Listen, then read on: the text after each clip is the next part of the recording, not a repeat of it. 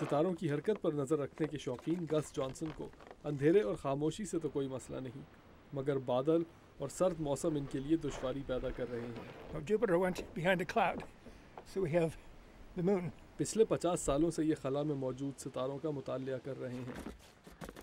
آج انہوں نے اس کام کے لیے کچھ بچوں کو بھی بلایا ہے۔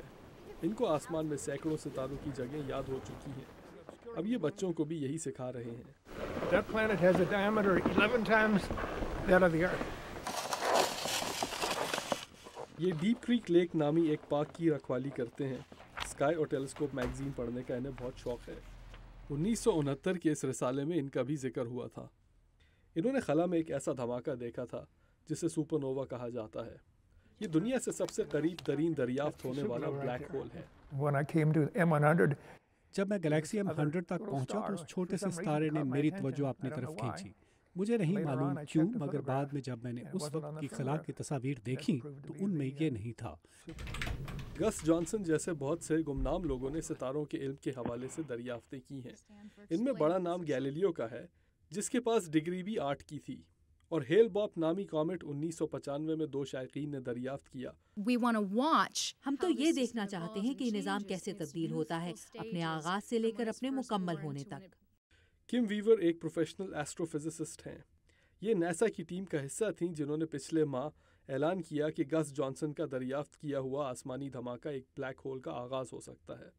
بلیک ہول خلا میں ایک ایسا سوراخ ہوتا ہے جس میں ہر چیز جا کر ختم ہو جاتی ہے، روشنی بھی اس سے نہیں بچ سکتی۔ ہمارے خیال میں بلیک ہول میں یہ ہوتا ہے کہ یہ تمام مادہ اس میں کھنچ جایا کرتا ہے۔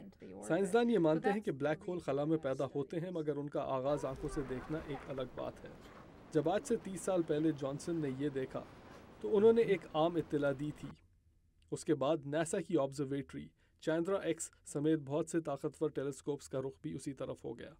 کم ویور کہتی ہیں کہ بہت سے پروفیشنل ایسٹرونومرز عام لوگوں کی کوششوں کو نظر انداز کرتے ہیں، مگر عوامی سطح پر ان کی کوششوں کا مطلب ہے کہ خلا میں دیکھنے والی آنکھوں میں اضافہ ہوگا۔ پروفیشنل سائنسدانوں نے بہت معلومات جمع کی ہیں، لیکن ان تمام معلومات کا جائزہ لینے کے لیے ان کی تعداد کافی نہیں۔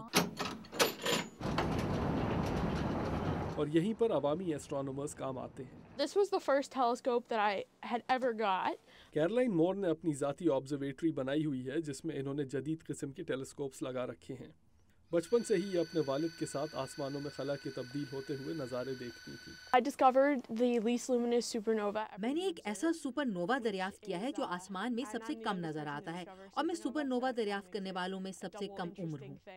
وہ کہتی ہیں کہ سپر نووا کی تلاش ایک مقابلے کی طرح ہوتی ہے۔ Maybe you'll find that there's some kind of بہت ممکن ہے کہ کوئی ایسا سیارہ ہو جسے ہمیں کینسر کا علاج مل جائے۔ جب تک کہ ہم دنیا سے باہر کا سفر چھوٹے چھوٹے قدم اٹھا کر نہیں شروع کریں گے، ہمیں معلوم ہی نہیں ہوگا۔ اور میری لینڈ میں گس جانسن کہتے ہیں کہ خلا میں دیکھنا کسی عبادت یا روحانی تجربے سے کم نہیں۔ kind of the grand realities of existence, the earth and everything we know. یہ ہمارے وجود کی بہت بڑی حقیقت ہے۔ ہماری دنیا اور تمام چیزیں اس کا اتنا چھوٹا سا حصہ ہیں کہ ان کو دیکھ کر خدا کی بڑائی کا احساس ہوتا ہے۔ لورل بومن کے ساتھ عبدالعزیز خان، اردو VOA۔